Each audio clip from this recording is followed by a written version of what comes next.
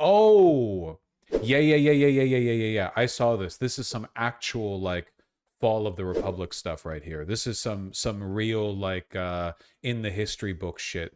So Trump fired the head of the Bureau of Labor Statistics after they amended the job report, indicating that it was not looking as good for this administration as previously expected.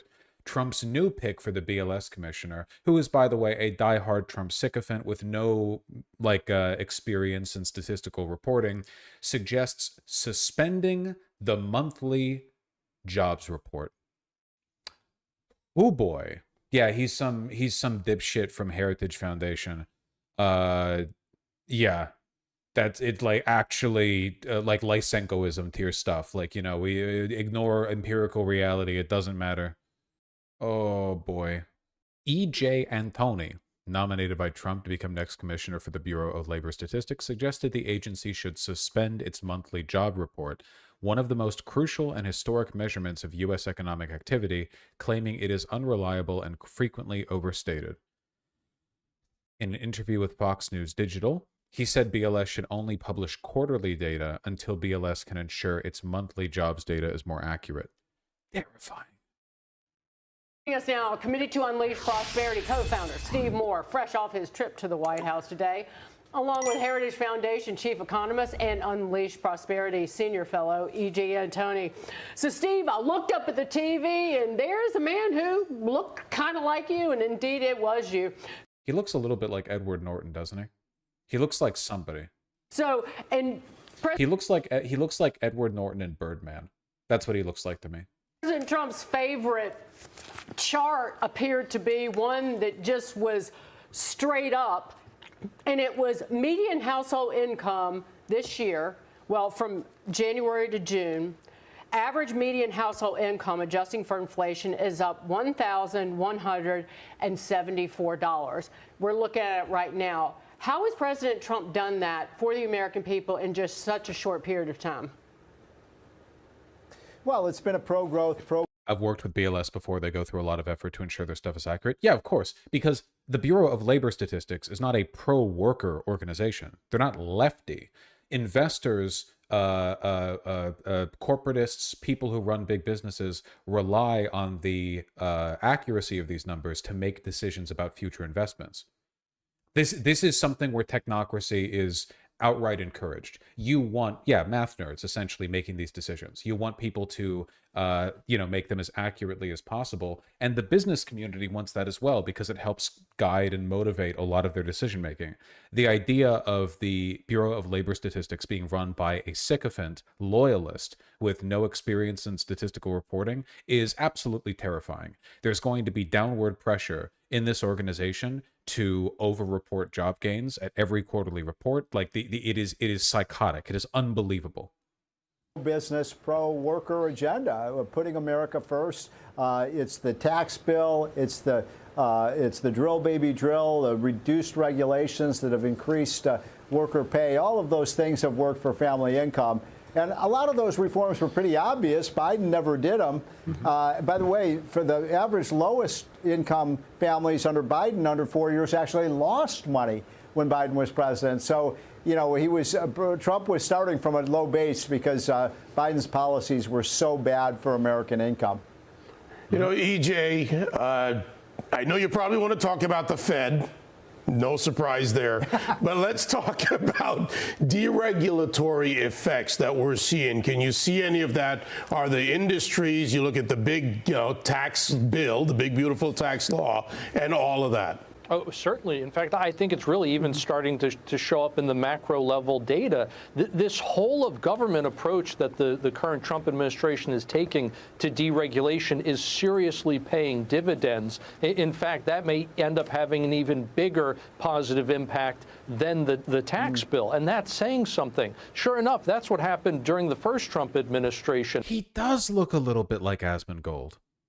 both for small businesses and large businesses, they near universally said that the deregulation under the first Trump admin actually did even more to help them than the Tax Cuts and Jobs Act from the end of 2017. So that just puts into perspective, I think, how powerful both overregulation was during the Biden administration to crush business and consumers, and now how powerful deregulation is to take those burdens off of Americans.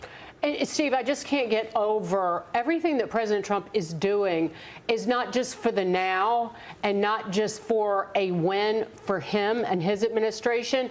It is. Okay, motherfucker, I don't care about this shit. I need you to give me the information about how you're going to run the BLS. Laying the foundation, a $21 billion investment in the United States. And it's just all of the incentives that President Trump is putting in. I will never get over when you were talking about Lysenko and Stalin as Soviet Union, how he thought that plants should be planted close together because of their class interest, that they would not compete with one another, which caused millions to die. Yeah, they outright, like, rejected Darwinian theories about plant cultivation because it suggested that there would be competition, and they believed that in a natural state, things of equal interest would cooperate because of communism. I mean, it's really not different from what the Nazis did in terms of their just flat rejection of reality in favor of an idiot child's interpretation of their ideology. I don't know, man. Mao did the same thing. We're doing the same thing now. We're doing the same thing right now. We're doing the same thing right now with RFK Jr. and with defunding mRNA vaccine research. We're doing the exact same thing right now. In place to bring factories back here, to bring jobs back here. Look, if you get a level playing field, which is what Trump wants with trade, and look, international trade is very important in the United States. We've benefited greatly from that. He's also right that we have been ripped off by countries that have not played fair. But if you get that level playing field, and then, Dagan, on top of that, one of the things Trump talked about in my meeting with him today was, I mean, he's just over the moon over these hundreds of billions of dollars of commitments from with investment. You know, businesses hate uncertainty. It makes it impossible to plan. But again, as deregulation gets underway and businesses have a better idea of the kinds of regulatory rules that they're going to have to face and the regulatory compliance costs, and as they now have a much better sense of what their tax burden is going to be and what kind of tax relief they have now and will get in the years to come, and also as they get a better idea of what tariffs are going to look like as these different agreements with various countries essentially come to fruition. With all of that, they're getting more certainty, and it's going to lead to an investment boom. Both more certainty, more fucking certainty. Jesus Christ. New partisan head of the BLS getting bodied on basic economics. We're in a bad place, folks.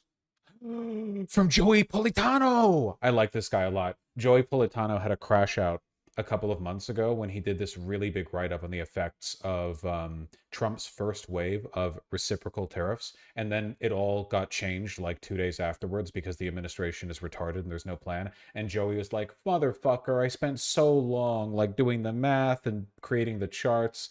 And I think that since then Joey's been having like an actual like Joker arc over the fact that economic research means very little in the context of an administration that's taking like wild shots at a dartboard, and they change what they're doing every week.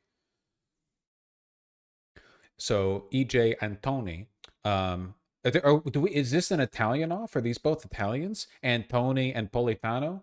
Oh my God, that's crazy. I watched The Sopranos this morning. I feel like I'm primed for this. Import prices just came in way below expectations. June was up just 0.1 month over month, negative 0.2 year over year, while May saw a huge downward revision.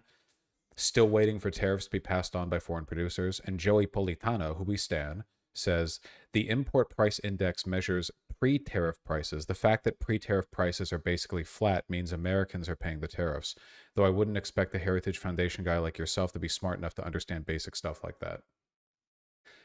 This is among one of the funniest bad trend lines I've ever seen. Any basic pre-COVID projection that accounts for the aging of the U.S. population would expect not in labor force levels, mostly retirees, to increase, and this implies they should start declining for no reason.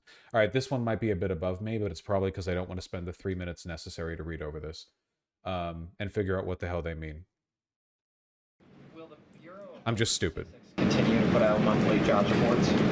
Well, look, what I'll tell you about the Bureau of Labor Statistics, I believe that is the plan and that's the hope, and that these monthly reports will be data that the American people can trust. As you know, the Bureau of Labor Statistics has made massive revisions after the last several reports that they have put out. And there has certainly been a decline in the quality and the reliability of data coming from the Bureau of Labor Statistics, and there's been an increase in revisions. And this president and the administration is finally tackling this problem that so many have talked about, and the president is actually doing something about it. We need to restore new leadership that we can trust. As you know, the president has appointed someone new to take over the BLS, and so we need to look at the means and the methods of how the United States is acquiring this very important data, and all of that is going to be done.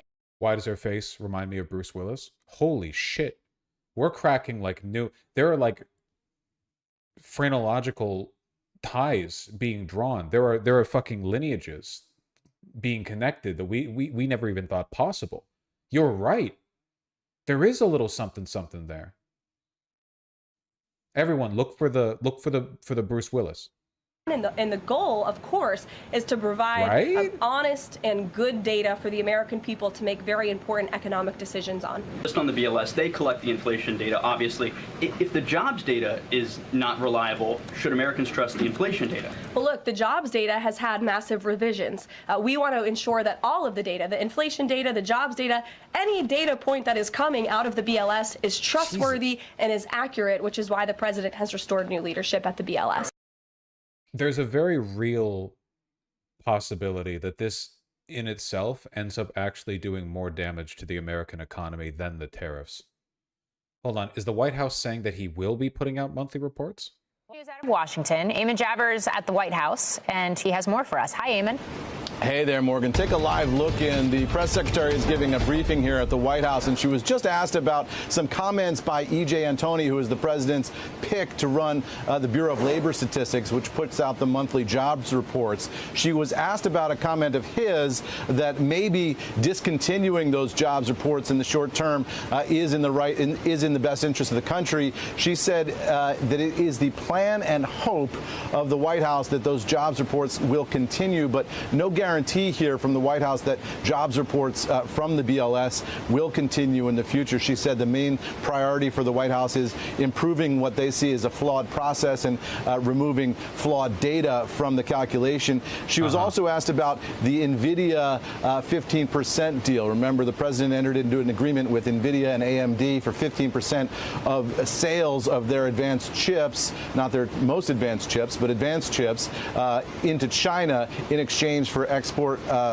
permissions by the U.S. government. She was asked if that's an option that's going to be playing out in other industries with other companies. She said, "Oh God, I forgot about that. So much shit has been happening. I just plain forgot about that. Jesus Christ." For now, there are no plans, but that is a program that they see as innovative and something that they think they might expand in the future. No guarantees on that at this point. And then she was also asked about this issue of the president threatening a lawsuit against Jay Powell over at the Fed earlier today on social media. She said the president is threatening a lawsuit. No discussion here, though, of what he would sue Powell for or what the legal basis for that lawsuit will be. She says she'll leave that up to the president himself. And we'll bring you more if there's anything more in our wheelhouse for our audience, guys. All right. Eamon Javers, thank you. I guess we'll see. The no monthly reports altogether might be a step too far, but it's reasonable to assume, at least for the near future, that anything coming out of the BLS is like completely fabricated. I don't know what else you could really take from that. I don't know. The numbers are cooked. The books are very, very, very, very, very cooked. I assume. It's not going to be possible to really check them. Any chance for whistleblowers to release the real numbers? Not really, no, because it's not like they would get... It's not like they would get the real numbers and then the guy on top would go, double it, or whatever. It's more like they're pulling this information from a million places. They're doing all kinds of math. They would start to put like downward pressure on the negative influences and upward pressure on the positive ones in a bunch of ways that it would basically be impossible for anyone else to double check it, you know?